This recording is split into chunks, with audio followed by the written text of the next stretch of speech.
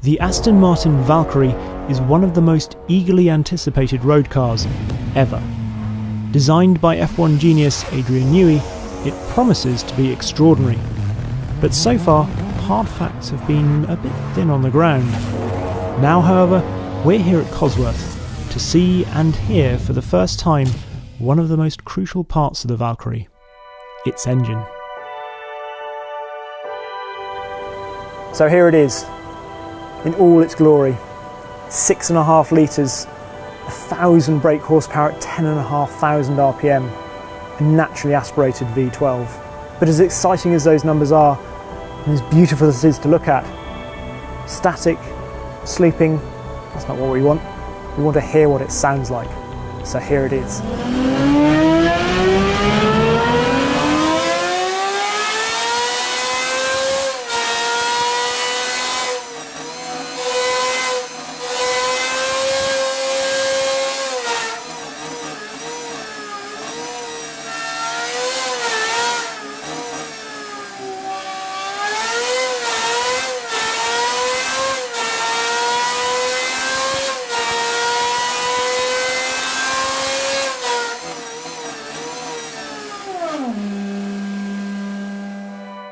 Pretty extraordinary, I think you'll agree. Fairly obviously from this unfiltered buzzsaw yowl, revving over 2,000 RPM higher than a Ferrari 812 Superfast, this is no normal road engine. It's not even a normal supercar engine, whatever that might be. So, to get all the details about how this completely brand new V12 has been designed, we spoke to Bruce Wood, the managing director of Cosworth. Let's start off with the fact this didn't actually start as a V12, because the first ones you tested were 3-cylinder, is that right? That's right, absolutely. We know that to go from a blank screen to having the first running engine was going to be of the order of 12 or 13 months. And because of the sort of conflict of needing to meet emissions and needing to deliver such a high power per litre, we knew there was a very big challenge there. What we did not want to do is wait 13 months to prove to ourselves that we had met that challenge. So we took a 4-cylinder engine that we already had, and we designed and manufactured a 3-cylinder cylinder head for that, which was an absolute replica of 3 cylinders of the Valkyrie design. And we were able to get that up and running within about 5 months. So from the start of the program, we had a 3-cylinder engine, which was an absolute quarter of the Valkyrie, because we have 4 catalysts, so each catalyst serves 3 cylinders. So by running a 3-cylinder engine, we were able to replicate every part of a genuine quarter of the finished article. So I say, within about 5 or 6 months of starting the program, we were able to say, yes, we're going to be able to deliver emissions and performance. So that 3-cylinder delivered both 250 horsepower and an emissions pass effectively. So that gave us a little bit of breathing space for the next 7 months, knowing that we weren't going to go back to the drawing board and fundamentally go back through all of our combustion simulation again. Now, I believe we'll get onto the carbon fibre on top in a minute and stuff, but actually, you were saying that this is possibly the most complicated part of the whole engine. Yes, because the engine is unique in the vehicle in being it's the only road car in the world with a fully structural engine. So by fully structural, it's motor racing Formula One experience. So basically, literally, if you took this out, then exactly. Take the engine out, and there's nothing joining it just flops down on the road. There's nothing joining the front and rear if you take the engine out. So very unusually, not only does the engine structure and architecture have to sustain the internal loads generated by 12 explosions inside, but it has to take all of the vehicle loads. In a vehicle like this, with Adrian Newey at the helm, then aerodynamic loads were always going to be enormous. And so the aero loads, if you imagine, are trying to break the engine out of the car. So they're putting these top mounts in compression, the bottom mounts in tension. The gearbox bolts rigidly onto the back of the engine. All of the suspension loads go into the gearbox, go into the engine. So all of the cornering loads are trying to twist the engine off the back of the car. It's a V12, so it's pretty long. So you've got to take all of those loads from here into here, and that was a really hard job. The stiff part of the engine is always from the top of the cylinder head downwards, because you've got quite a considerable sort of architecture in the cylinder head, and then when you get into the V, you've got this kind of torque tube, which is a nice structure for stiffness. But you've got to get those loads from here all the way into that stiff part. And so design of this cam cover, which you might think would be a straightforward part in an engine, actually turned out to be a huge task. And it's obviously something, I mean, the DFV all those years ago. Yeah, the DFV pioneered that methodology of the engine being the structural part of the car. But you said before that they're all single-seaters. And this is a complicated it enormously, because I say we're very familiar with how to make a single stud or a 4-stud structure work in a race car. But yeah, normally you're just trying to span one pair of fairly narrower shoulders than mine. You know, in a 4-seater you're trying to span 2 occupants, and so these engine mounts, which have to align with the stiff part of the tub, so the engine mounts have to be fairly closely aligned with the edges of the tub. So that pushes these mounts way out from the stiff part of the engine. I'll say that was quite a challenge. And you're saying that other things you had to work around, so there's some machining on the parts here. Every part of the engine bay, if you like, is filled with a lot more than just the engine. You know? So as you say, there's some proof machining there, because the radiators come up here and actually overlap a lot of the cylinder head architecture here.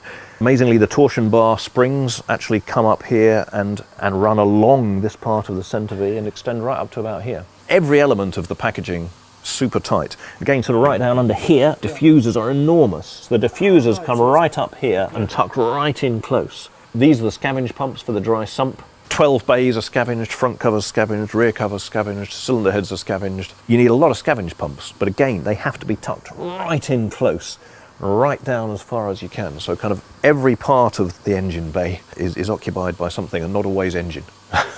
And there's something sort of missing from the front here that you might normally expect to find. You've moved round to the back, which I gather Adrian Newey wasn't entirely happy about. Yes, so the engine revs to say just over 11. That determined that we needed a gear drive for the cams. So to make a chain drive work at that speed, I wouldn't say it's impossible, but it's yes, it would be highly risky. Yes, a gear drive is a better solution, and all race engines are gear drives. So we're very familiar with that. But as the engine goes through, speed range from idle up to 11,000 plus, it goes through many different resonances. And so across the backlash of the gears are always rattling across those backlashes. And that creates noise, creates an element of vibration. Normally, you would choose to have the drives on the front of the engine, because that gives you a fractionally shorter and a fractionally lighter engine. So that's the starting point. Going back to what we were saying earlier about this being a structural element of the car, these 4 points are bolted rigidly into the back of the tub. Well, the back of the tub, imagine it's like a sort of skin of a drum, it's a large diaphragm. By having the gear drive at the front here, all of that noise of rattling across the backlashes would have transmitted in the tub. We did a lot of work with Southampton University noise studies, and there was no question that putting the gears at the back was better for NVH. You have this full length of the engine in which to dissipate some of that. But it was certainly quite a debate with Adrian as to the fact that it would be slightly longer and slightly heavier. And one of the stories I particularly like about it, it is beautiful up here, as you said. It has to be a beautiful engine. It can't just be effective. It's got to be lovely when you do eventually see it underneath the skin. But as lovely as this is, Adrian Newey wasn't entirely happy with the way that this looked. Explain. Well, certainly when we first discussed this, Adrian was slightly alarmed by the high polish finish, and his first question was, how much does that lacquer weigh? From memory, the lacquer weighed something like 80 grams, and that was 80 grams too much. So it's now going to be an option in the car. You can have your fully lacquered plenum, but you can have the option of a non-lacquered plenum to take the weight out. And that's been the beauty of the whole thing. Adrian had a very purity of vision from the beginning, and that's infectious. That purity of vision is what's driven the whole thing to be what it is. And I think we talked earlier about the weight of the engine. The weight target was hugely ambitious. So the target was 200 kilograms, and we've ended up a couple of kilograms over that. But by setting that 200 kilograms, if we had have said 210, which would have been a lot easier, we would have been at 210. By setting 200, we've ended up at just a couple of kilos over than that. And that's how the whole program has worked. We've set targets which are a little bit beyond what we think we can actually deliver. And I say it's that target setting and that kind of purity of purpose that will go down in history as one of the great iconic engines and cars. But this is obviously it's not just a pretty piece sitting on top. So the plenum obviously has to contain all of the sort of dynamic movements from the pressure wave up and down the plenum. So if you imagine you've got 12 trumpets in there, sucking air, 1 fraction of a second, and then with the valve overlap, you've got a pressure wave coming back up that trumpet. So with the 12 cylinders, you end up with a very high amplitude pressure wave moving up and down the plenum. And it's important to synchronize a pressure wave moving towards a trumpet at the time the trumpet is breathing in, rather than the time it's breathing out. So there's a lot of engineering going into the shape, and the interior shape particularly, to get the pressure wave in the right place during the right cycle. But then also the loads on the plenum. It's not just a thin shell containing air. This is several skins of carbon. The construction is really just like a race car tub, so it's several skins of carbon and then aluminium honeycomb and then more skins of carbon on the inside, because it's like considerable peak pressures having to be contained within that structure. Talking about sort of what materials are we looking at here in terms of sort of the engine as a whole?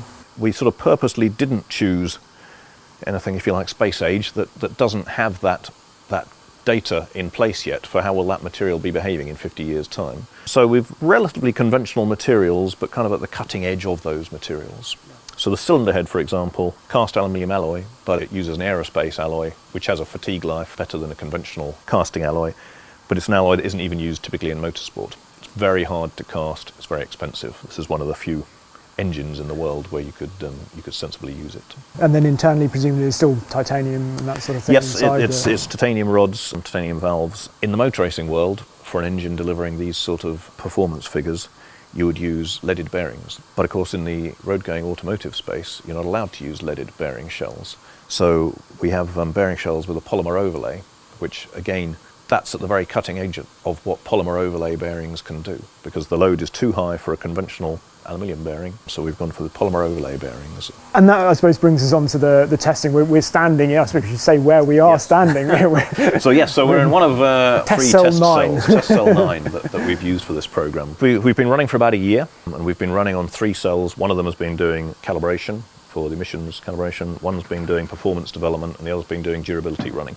So kind of setting out into this program, it's absolutely a flagship car for Aston Martin. It's not a track day special. And so every part of that has to be a proper, for want of a better description, road car. You have to be able to get in it and punch the button and drive it to the shops if you want to.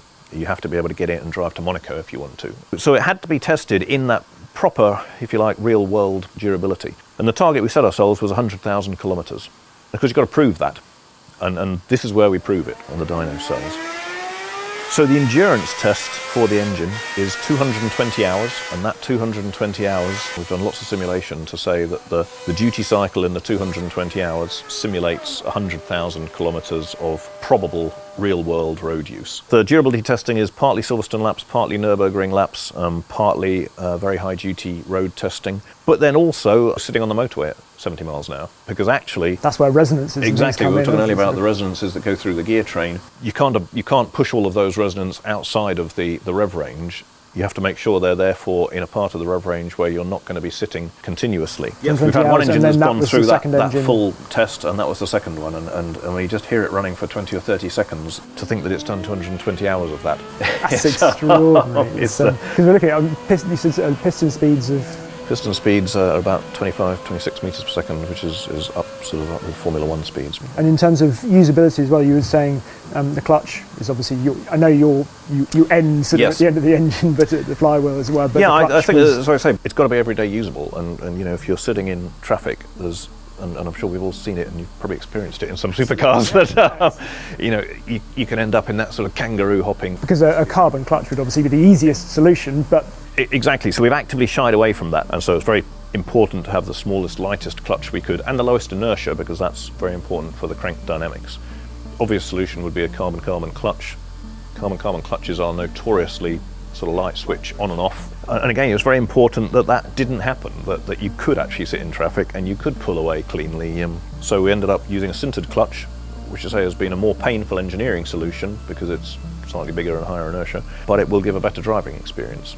And we should obviously say that this is part of a hybrid system, and you see where various bits are going to be attached to this. Yes. So eventually we'll get to the details of that next year. The hybrid part of it was an integral part of the design from the beginning. Electric motors, of course, are fantastic devices because they're full torque from stationary, basically. And so certainly the way the vehicle drives, the way it pulls away, is dramatically assisted by the electrification element, because say you have an internal combustion engine going from 1,000 RPM to 11,000 RPM, huge rev range spread. And so the electrification element is critically important in the way the vehicle's going to drive and the way it's going to feel.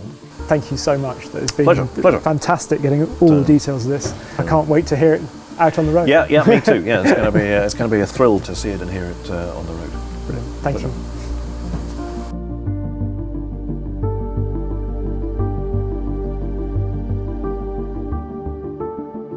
So there we are, the incredible, the beautiful V12 for the Valkyrie. All those numbers, all those details, they're just so cool. But the one thing that's really going to live with me is the sound, hearing it on that dyno. Those cells are meant to be soundproof. Only things like F1 engines or World Superbike engines can be heard out with them.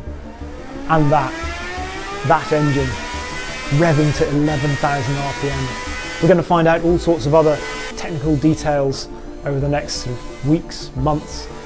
The aero, the suspension, the hybrid system.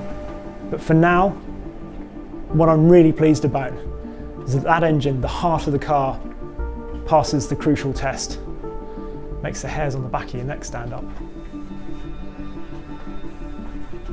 If you'd like to see a film on Aston's current V12 flagship, the DBS, then just click on the link to the left. And if you're keen to keep up to date with all future Valkyrie developments, just hit the subscribe button. Thank you very much.